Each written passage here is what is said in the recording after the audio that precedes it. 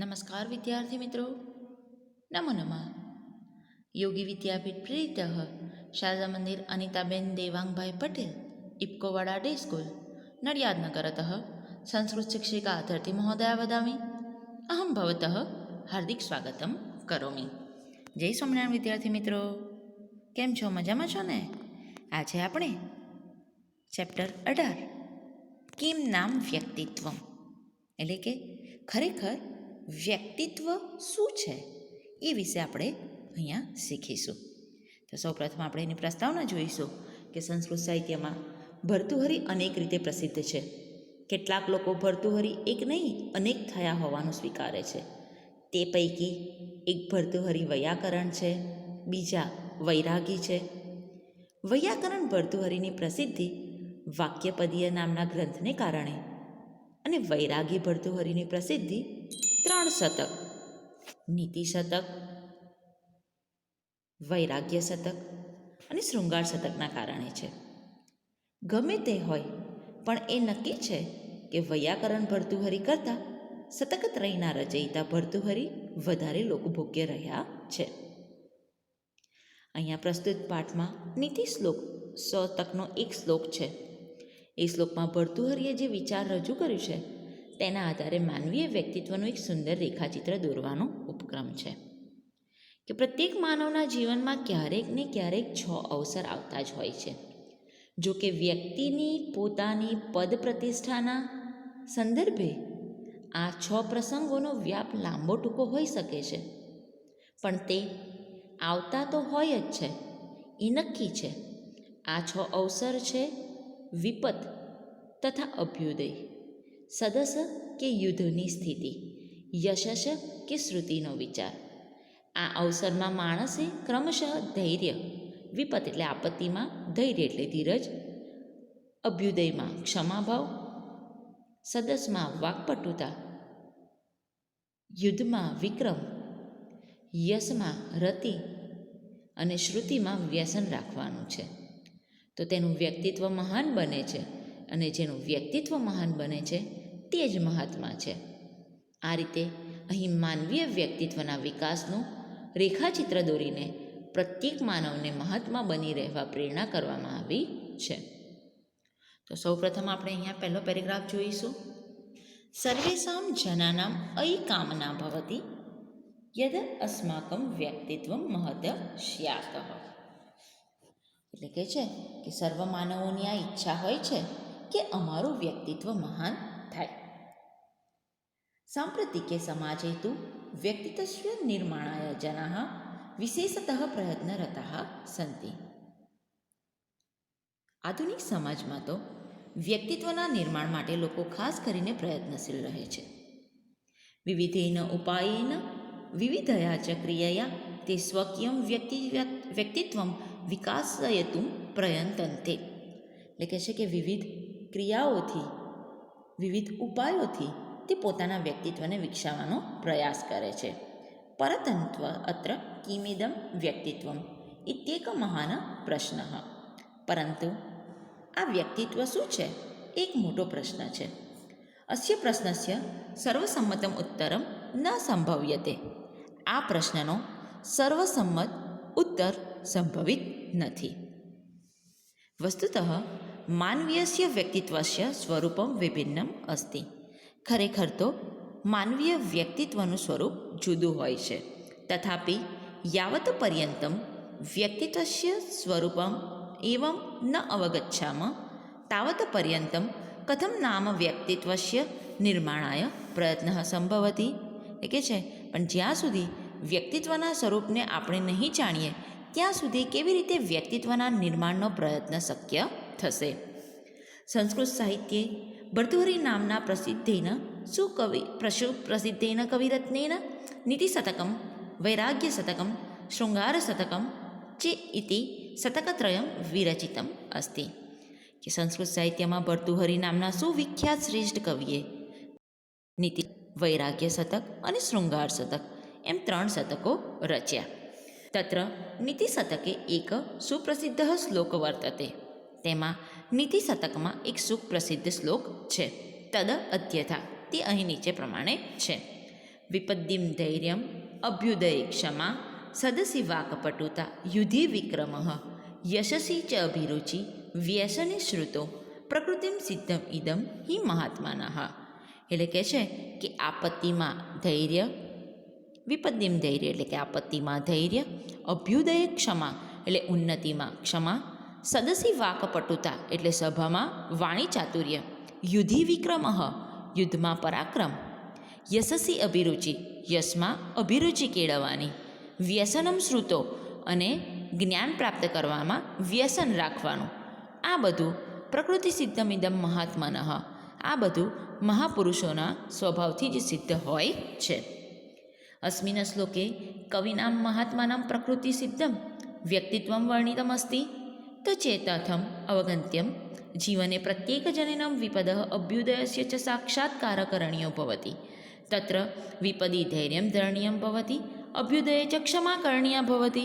એટલે કે છે કે આ શ્લોકમાં કવિએ મહાત્માઓના સ્વભાવે સિદ્ધ એવા વ્યક્તિત્વનું વર્ણન કર્યું છે અને તે આ પ્રમાણે સમજવું જોઈએ કે જીવનમાં દરેક માનવે આપત્તિનો અને ઉન્નતિનો સામનો કરવાનો રહે છે. તેમાં આપત્તિમાં ધૈર્ય ધારણ કરવાનું હોય છે અને ઉન્નતિમાં ક્ષમા કરવાની રહે છે. કર્તવ્યમ આચરાતા જનેન કદાચિત સદસી યુદ્ધેવા સ્થિતિ કરણીયા ભવતિ તત્ર સદસી વાકપટુતા આચરણીયા ભવતિ યુદ્ધે જ વિક્રમ પ્રદર્શનીયો ભવતિ. એટલે કે છે કે કરવા યોગ્ય કાર્યને આચરતા માનવે ક્યારેક સભામાં કે યુદ્ધમાં રહેવાનું હોય છે. તેમાં સભામાં વાણી ચાતુર્ય દાખવવાનું થાય છે અને યુદ્ધમાં પરાક્રમ દેખાડવાનું હોય છે.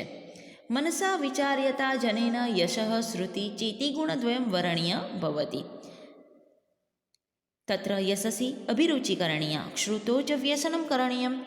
મનથી વિચારતા માનવે યશ અને શ્રુતિ, જ્ઞાન અને વિદ્યા એ બે ગુણોની પસંદગી કરવી પડે છે તથા યશની બાબતમાં પ્રેમ અને શ્રુતિની વિષયમાં વ્યસન એટલે આદત રાખવાની હોય છે.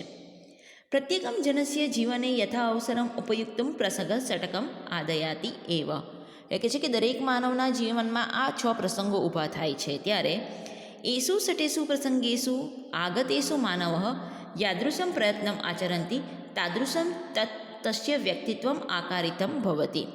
એટલે કે છે કે ઉપર કહેલા આ 6 પ્રસંગો આવે છે અને આ 6 પ્રસંગો આવે ત્યારે માનવ જેવો પ્રયત્ન કરે છે તેવું તેનું વ્યક્તિત્વ ઉપસી આવે છે. યહ જન મહતા પ્રયત્નેન વિપત્તાદિષુ અવસરેષુ ધૈર્યાદિ ધારણમ રૂપમ વ્યવહારમ આચરતિ તસ્ય વ્યક્તિત્વમ મહત ભવતિ. યસ્ય વ્યક્તિત્વમ મહદ અસ્તિ સ એવ મહાત્મા ભવતિ. એવમ અસ્મિન શ્લોકે માનવસ્ય વ્યક્તિત્વસ્ય રોથાંકનમ કરોતિ રાજર્ષિ ભર્તૃહરિઃ. વયમપી યથા અવસરમ કરણીયમ વ્યવહારમ આચરંતઃ મહાત્મનઃ સ્યાતઃ ઇતિ દીકઃ. એટલે કે છે કે દરેક માનવના જીવનના પ્રસંગોમાં આ 6 પ્રસંગો તો ઊભા થાય છે જ અને આ 6 પ્રસંગો આવે છે ત્યારે માનવે જેવો પ્રયત્ન કરે છે તેવું તેનું વ્યક્તિત્વ ઉપસી આવે છે. ખૂબ પ્રયત્ન કરીને જે માનવ આપત્તિ વગેરે પ્રસંગોમાં ધૈર્ય વગેરે ધારણ કરવાનો વ્યવહાર કરે છે તેનું વ્યક્તિત્વ મહાન બને છે. જેનું વ્યક્તિત્વ મહાન છે તે જ મહાત્મા હોય છે. આમ આ શ્લોકમાં રાજર્ષિ ભર્તૃહરિ માનવીય વ્યક્તિત્વનું રેખાચિત્ર આલેખે છે. આપણે પણ અવસર અનુસાર કાર્ય કરવા મહાપુરુષો બનીએ અને આટલું દિશા સૂચન પર્યાપ્ત છે. વિદ્યાર્થી મિત્રો, આ સાથે હું શબ્દાર્થ આપેલા છે એ તમારે તમારી નોટબુકમાં લખવાના છે. ત્યાર પછી સંધિ છે, વિશેષમાં સમજાયેલું છે પ્રકૃતિ સિદ્ધમ હિ મહાત્માના. આ તમારે ટૂંકનોંધમાં પણ તમે આ લખી શકો છો કે સમાજમાં કેટલાક લોકો પોતાને મહાત્મા તરીકે પ્રસ્થાપિત કરતા હોય છે. એ માટે કેટલાક લોકો વસ્ત્રના, તો કેટલાક જ્ઞાનના, તો કેટલાક વાકછટાના અને દંભનો આશ્રય લેતા હોય છે. પરંતુ એ યાદ રાખવા જેવું છે કે આ પ્રકારના વ્યક્તિત્વ ધરાવતા માણસો કદી મહાત્મા હોઈ શકે નહીં. તમારે જો મહાત્મા માણસની પરીક્ષા કરવી હોય તો તેના જીવનમાં આવતા વિપત્તિના અને અભ્યુદયના સમયમાં તેના દ્વારા કરવામાં આવતો વ્યવહાર તપાસી લેવો જોઈએ. જો તે વિપત્તિમાં ધૈર્ય બતાવે અને અભ્યુદયમાં ક્ષમા આચરે તો સમજવું કે એ સાચો મહાત્મા છે. આ રીતે વ્યક્તિના મહાત્માના લક્ષણો આપણે સમજી શકીએ છીએ. હવે સ્વાધ્યાય જોઈએ. સ્વાધ્યાયનો પહેલો પ્રશ્ન છે, સર્વેષા જનાનામ કા કામના ભવતિ? તો સર્વેષામ જનાનામ કામના ભવતિ યદ અસ્મદીય વ્યક્તિત્વમ મહત સ્યાતઃ. અભ્યુદયે કિમ કરણીયમ ભવતિ? તો અભ્યુદયે ક્ષમા કરણીયા ભવતિ. વાક્પટુતા કુત્ર અપેક્ષિતો ભવતિ? તો સદસી વાક્પટુતા અપેક્ષિતો ભવતિ. ધૈર્ય કદા ધરણીયમ ભવતિ? તો ધૈર્ય વિપદ્યમ ધૈર્યમ ધરણીયમ ભવતિ. ત્યાર પછીનો પ્રશ્નનો જવાબ છે કે સાંપ્રત સમયમાં લોકો કઈ કઈ બાબતમાં વધુ પ્રયત્નરત થઈ રહ્યા છે? તો સાંપ્રત સમયમાં લોકો પોતાના વ્યક્તિત્વના નિર્માણ માટે વધારે પ્રયત્નશીલ થઈ રહ્યા છે. તેઓ જુદા જુદા ઉપાયોથી અને વિવિધ ક્રિયાઓથી પોતાના વ્યક્તિત્વનો વિકાસ કરવાનો પ્રયાસ કરે છે. વ્યક્તિત્વના નિર્માણનો પ્રયત્ન ક્યારે સંભવિત બની શકે? કે આ વ્યક્તિત્વ શું છે એ એક મોટો પ્રશ્ન છે. એ પ્રશ્નનો સર્વસામાન્ય ઉત્તર સંભવિત નથી. હકીકતમાં માનવીય વ્યક્તિત્વનું સ્વરૂપ નિરાળું છે. તો પણ જ્યાં સુધી આપણે વ્યક્તિત્વનું સ્વરૂપ જ નહીં સમજીએ ત્યાં સુધી વ્યક્તિત્વના નિર્માણ માટે પ્રયત્ન સંભવિત બની શકે નહીં. રાજર્ષિ ભર્તૃહરિએ રચિત શતકો કેટલા છે ને કયા કયા? રાજર્ષિ ભર્તૃહરિ એ વૈરાગી હતા. તેમણે 3 શતકો રચ્યા છે: નીતિ શતક, વૈરાગ્ય શતક અને શૃંગાર શતક. આમ 3 શતકો તેમના રચાયેલા છે. મહાત્માઓની પ્રકૃતિ સિદ્ધ બાબતો કઈ કઈ છે? તો મહાત્મા વિપત્તિમાં ધૈર્ય બતાવે છે, ઉન્નતિમાં ક્ષમા આચરે છે, ત્યાર પછી સભામાં વાકપટુતા, સંઘર્ષ અને યુદ્ધના અવસરે પરાક્રમ બતાવે છે, યશમાં અભિરુચિ કેળવે છે અને શ્રુતિમાં વ્યસન રાખે છે જ્ઞાન મેળવવામાં. આવા જ વ્યક્તિ મહાત્મા બની શકે છે. સવિસ્તાર સમજાવો પ્રસંગ સટકઃ. 6 પ્રસંગો એટલે મનુષ્યના જીવનમાં 6 પ્રસંગો આવે છે. કયા કયા? તો કહે છે કે વિપત્તિ, ધૈર્ય, ઉન્નતિ, ક્ષમા અને સભા. એમાં વિપત્તિમાં ધૈર્ય, ઉન્નતિમાં ક્ષમા, સભામાં વાકચાતુર્ય, યુદ્ધમાં પરાક્રમ અને યશમાં અભિરુચિ અને શ્રુતિમાં વ્યસન રાખવાનું. આ 5 બાબતો, આ 6 પ્રસંગો અહીંયા સમજાવવામાં આવ્યા છે. અને જે આ 6 પ્રસંગોમાં સ્થિર રહે છે તે વ્યક્તિ મહાત્મા બની શકે છે. સંદર્ભ વિચારણા કરો. શ્રુતો ચ વ્યસનમ કરણીયમ. વિદ્યાર્થી મિત્રો, સંદર્ભ જ્યારે તમે પરીક્ષામાં લખો છો ત્યારે તમારે સંદર્ભમાં અનુવાદ, સંદર્ભ સમજૂતી અને છેલ્લે બોધ, આ રીતે તમારે લખવાનું હોય છે. તો સૌપ્રથમ એનો અનુવાદ જોઈએ કે માનવે શ્રુતિ એટલે કે સજ્જનો કે વિદ્વાનોમાં સાંભળવાનું વ્યસન રાખવું જોઈએ. સંદર્ભ સમજૂતી કે પ્રસ્તુત સંદર્ભ વાક્ય જે છે એ નીતિ શતક જે છે ભર્તૃહરિ રચિત, તેનો ગદ્યપાઠ કિમ નામ વ્યક્તિત્વમ તેમાંથી લેવામાં આવ્યું છે. અહીંયા કહેવામાં આવ્યું છે કે જ્ઞાન મેળવવામાં વ્યક્તિએ વ્યસન રાખવાનું છે. વ્યસન એટલે આપણને એની આદત હોય છે કે એ વસ્તુ ના મળે તો આપણને ચાલે નહીં. એટલે અહીંયા જ્ઞાન પ્રાપ્તિનું વ્યસન રાખવાનું કીધું છે કે વ્યક્તિને જ્ઞાન મેળવ્યા વગર, વાંચ્યા વગર, અભ્યાસ કર્યા વગર ચાલે નહીં. એવું વ્યસન રાખવાની અહીં વાત રજૂ કરવામાં આવી છે. પ્રકૃતિ સિદ્ધમ હિ મહાત્મનઃ કે અનુવાદ, ખરેખર આ મહાત્માઓ માટે પ્રકૃતિ સિદ્ધ હોય છે. સંદર્ભ સમજૂતી કે પ્રસ્તુત ભર્તૃહરિ રચિત નીતિ શતકમાંથી લેવામાં આવ્યું છે, કિમના વ્યક્તિત્વમ પાઠમાંથી લેવામાં આવ્યું છે. અહીંયા માનવીય વ્યક્તિત્વનું ઉત્તમ રેખાચિત્ર દોરવાનો પ્રયાસ કર્યો છે કે મહાત્માઓમાં પ્રકૃતિ સિદ્ધ બાબત છે કે વિપત્તિમાં ધૈર્ય, ઉન્નતિમાં ક્ષમા, સભામાં વાકચતુરાઈ, યુદ્ધમાં પરાક્રમ અને યશમાં અભિરુચિ કેળવવી અને જ્ઞાન પ્રાપ્તિમાં વ્યસન રાખવું. આ બધી બાબતો મહાત્મા લોકોનામાં પ્રકૃતિ સિદ્ધ જોવા મળે છે. ત્યાર પછી વિવરણાત્મક નોંધ. શતકત્રયમ 3 શતક, નીતિ શતક, વૈરાગ્ય શતક અને શૃંગાર શતક. એટલે આમ કહેવાય કે ભર્તૃહરિ જે છે તેમણે આ 3 વૈરાગી થયા અને વૈરાગી થયા પછી આ 3 શતકોની રચના કરી છે અને એ 3 શતકો તેમના વધુ લોકભોગ્ય બન્યા છે. નીતિ શતક, નીતિના વિષયનો ઉલ્લેખ કરતું શતક એટલે નીતિ શતક. નીતિ એટલે શિસ્તતા, સદાચાર, સદવ્યવહાર વગેરેનું જ્ઞાન આપતા સ્વતંત્ર શ્લોકો ધરાવતું કાવ્ય નીતિ શતક તરીકે પ્રસિદ્ધિ પામે છે. રાજર્ષિ ભર્તૃહરિની પ્રસિદ્ધિ આ નીતિ શતક લીધેને થઈ છે. શ્રુતિ, શ્રુતિ એટલે વેદ વાક્ય. મહાત્મા પ્રસંગ છઠમાં હંમેશા સફળ રહે છે અને શ્રુતિ અર્થાત સજ્જનો કે વિદ્વાનોએ સાંભળવાનું વ્યસન હોય છે. મહાત્માને વેદ અને વેદ વચનો સાંભળવામાં રુચિ હોય છે. તેને સંસારની અન્ય નિરર્થક વાતો સાંભળવાનું ગમતું નથી. શ્રુતિ વચન કે વેદ વચનને જ તે પ્રમાણભૂત ગણીને કાર્ય વ્યવહાર કરે છે. ગુણદ્વયમ, ગુણયોઃ દ્વયમ ષષ્ઠી તત્પુરુષ થાય છે. એટલે કહે છે કે મનથી વિચારતા માનવે યશ અને શ્રુતિ એમ 2 ગુણોને પસંદ કરવા જોઈએ. તેમાં યશ પ્રાપ્ત કરવાની બાબતમાં અભિરુચિ રાખવી અને શ્રુતિના વિષયમાં વ્યસન રાખવું એ બુદ્ધિમાન માણસે પોતાના જીવનમાં અપનાવવા જેવા ગુણો છે.